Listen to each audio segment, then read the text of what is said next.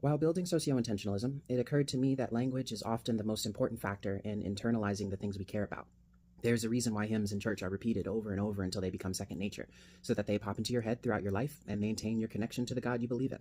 That's a deeply human thing, and I think it's great if it brings positivity. But if the words you repeat only remind you that you're worthless and will never be good enough, maybe you shouldn't keep reinforcing those ideas. We speak things into existence, and that includes the words we use to define ourselves.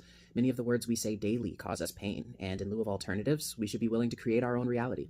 Because at the end of the day, all words are made up, and that's why I encourage the making up of words like Trivita. I also believe we should extend the same approach to naming. We're all given names at birth, but what if we lived in a society where people commonly chose their own names when they felt ready? What if it was normal to have gender-neutral pet names assigned by different people in our circles? Names given by parents, close friends, and partners that reflect our unique relationships and identities.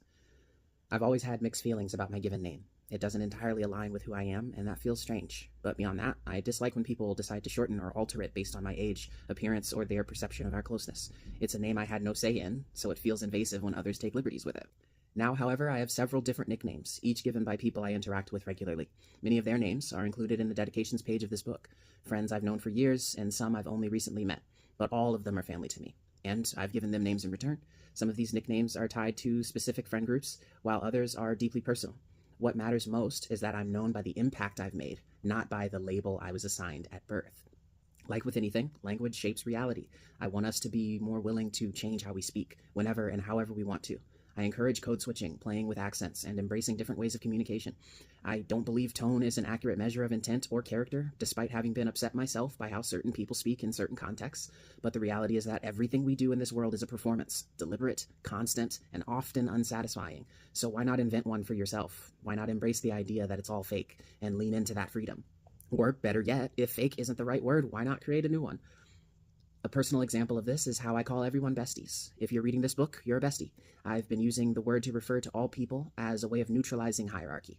According to SI, we are all besties, and that raises an important question. How should you treat your besties? We tend to categorize people, friends, acquaintances, strangers, assigning them levels of importance in our minds, but what happens when you call everyone a bestie instead? Try it. See how your social life changes when you remove the instinct to rank people in your mind. Some besties will be closer than others, sure. Some will be in your life forever, some for a season. But if we approach people as besties first, we foster warmth and connection instead of treating every interaction as a test of worthiness. If everyone became used to the idea of people choosing their own names and identities, we'd have to stop relying on outdated gender roles. If your friends' names are Fluffy, Toothpick, and Ficus, and even those names shift depending on who they're speaking to, how could anyone reasonably insist that we must all fit into only two categories?